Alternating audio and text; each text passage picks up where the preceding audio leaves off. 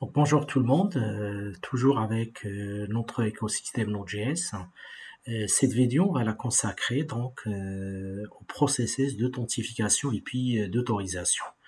Cette première partie, ça va être purement théorique, sur laquelle je vais vous présenter donc les différentes méthodes d'autorisation et puis d'authentification, sachant que les prochaines vidéos doivent être des mises en pratique de ces différents concepts, quoi. Il apparaît bien qu'avec Node.js, vous pouvez développer votre backend en se basant sur votre framework Express. Une fois donc les différentes routes et les différents processus métiers sont mis en place, on est censé poser les questions suivantes. Qui peut accéder à ces ressources? Et les différentes ressources d'application vont être disponibles vis-à-vis donc telle situation. Du coup, on est censé intégrer dans nos projets donc des mécanismes d'authentification et puis d'autorisation. Donc, comme je vous ai dit tout à l'heure, en Node.js avec son framework Express qui permet de mettre en place des backends, il existe plusieurs façons pour mettre en place le processus d'authentification et puis d'autorisation. Et bien sûr, l'objectif c'est quoi? C'est sécuriser l'accès à vos applications et à vos ressources en général. Et comme je vous ai dit tout à l'heure, l'objectif de cette première vidéo autour d'autorisation et puis authentification, c'est vous montrer déjà les différentes méthodes, quoi. Donc, quand on parle d'authentification générale, c'est un processus de vérification de l'identité du utilisateur qui peut accéder à tel système, à telle application.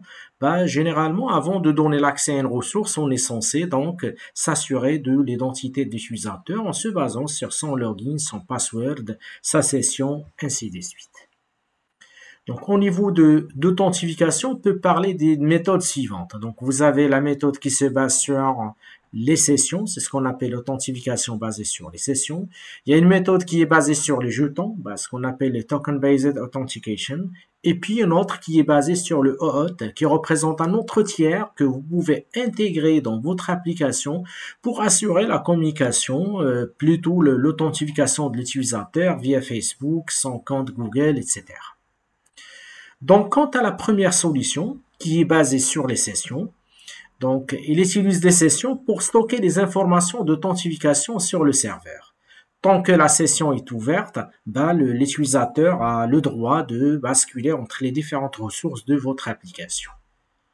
Pour mettre en place cette solution, donc il y a un module bien précis pour ça qui s'appelle Express Session.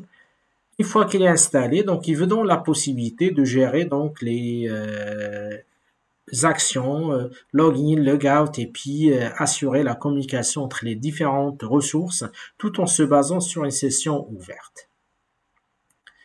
Le deuxième type d'authentification, c'est ce qu'on appelle l'authentification basée sur les jetons, Token Based Authentication. Quant à lui, il utilise des jetons pour authentifier les demandes et les jetons ils se changent à chaque, si vous voulez, connexion.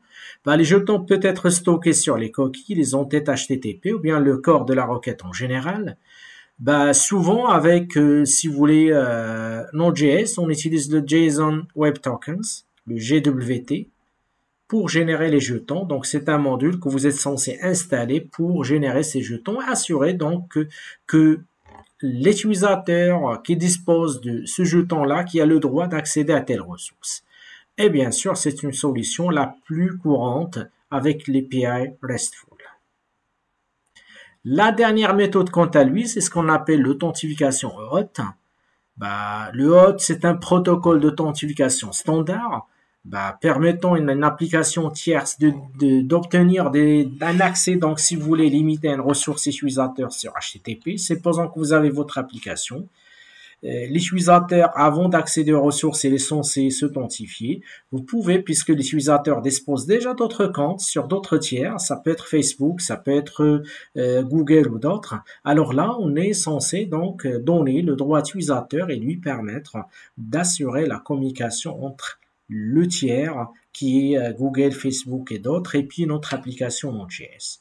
À ce niveau-là, si vous voulez donc intégrer le OAuth, automatiquement, il y a un module prédéfini qui s'appelle Passport que vous pouvez installer pour assurer la communication entre votre application Node.js et l'autre tiers d'authentification, là où il y a le compte de l'utilisateur.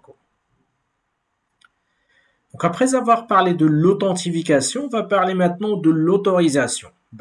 Quant à lui, c'est le processus par lequel un système ou une application décide si un utilisateur a le droit d'accéder à une ressource et d'effectuer une action spécifique.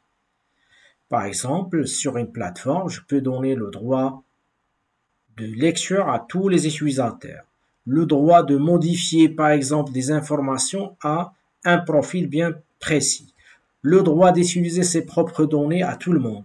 Donc ici, on est en train de définir qui peut faire quoi et sur quelles ressources. Dès qu'on parle de processus d'autorisation, même qu'on a vu tout à l'heure, ce qu'on a vu tout à l'heure par rapport à l'authentification, il y en a plusieurs méthodes, différentes méthodes dédiées pour mettre en place ce mécanisme d'autorisation. Donc à ce niveau-là, on peut parler de contrôle d'accès basé sur les rôles, Role-Based Access Control. Il y a donc une autre méthode qui se base sur le contrôle d'accès basé sur les ressources. On contrôle les ressources plutôt que les rôles. On peut avoir des middleware d'autorisation personnalisés, qu'on peut les créer nous-mêmes. On peut avoir des autorisations sur les attributs, donc les Attribute Based Access Control. On peut avoir d'autorisation d'instance. On va voir quelle est la différence entre ces différentes méthodes au niveau d'autorisation. Donc, quand on parle d'accès basé sur, ou bien le contrôle d'accès basé sur le rôle, alors les utilisateurs ont des rôles et les ressources ont des autorisations associées. Par exemple, les administrateurs peuvent accéder à ces ressources. Les utilisateurs standards à ces différentes ressources. Un invité à cette ressource, c'est-à-dire là, les utilisateurs peuvent être attribués à des rôles spécifiques. Et à partir de ce rôle, on va dire que si vous avez ce rôle-là, vous avez le droit à accéder à telle ressource. Donc, on va accorder les rôles avec les ressources de notre application. La deuxième méthode, quant à lui, c'est le contrôle d'accès basé sur les ressources. Maintenant, les autorisations sont définies sur les ressources individuelles. Donc, chaque ressource a ses propres autorisations. Les utilisateurs ont des autorisations spécifiques pour accéder à des ressources qui sont spécifiques.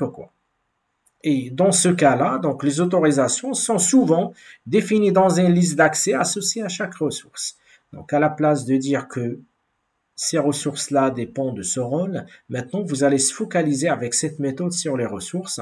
Cette ressource, voilà sa liste d'accès. Et selon donc la spécification, vous allez définir tel utilisateur a tel droit pour accéder à la ressource en question.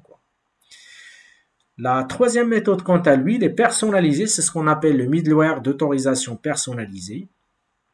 À ce niveau-là, vous pouvez utiliser des fonctions middleware personnalisées par vous-même pour vérifier si un utilisateur est autorisé à accéder à une ressource. Peut vérifier les rôles, peut vérifier les autorisations ou tout autre critère d'autorisation nécessaire que vous êtes censé définir dans le périmètre de l'application. Et si on parle souvent de la personnalisation tout en se basant sur le standard.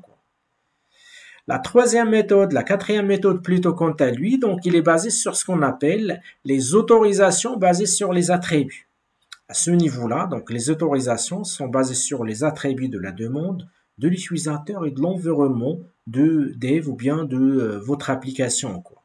Donc les politiques d'autorisation peuvent être complexes et basées sur des règles définies.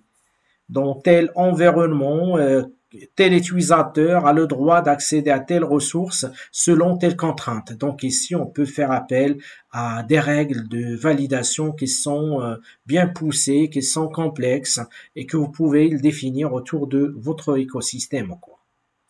La dernière méthode, quant à lui, c'est ce qu'on appelle les autorisations d'instances. Alors, l'autorisation est accordée en fonction des instances spécifiques des ressources. Vous avez une ressource, vous avez l'instancier. Si on change l'instance, peut-être qu'on change, si vous voulez, en quelque sorte, l'autorisation.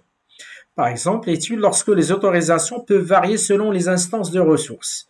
Par exemple, l'utilisateur peut modifier, mais seulement ses propres données, mais pas toutes les données concernant donc les autres utilisateurs et les autres, si vous voulez, accès au cours.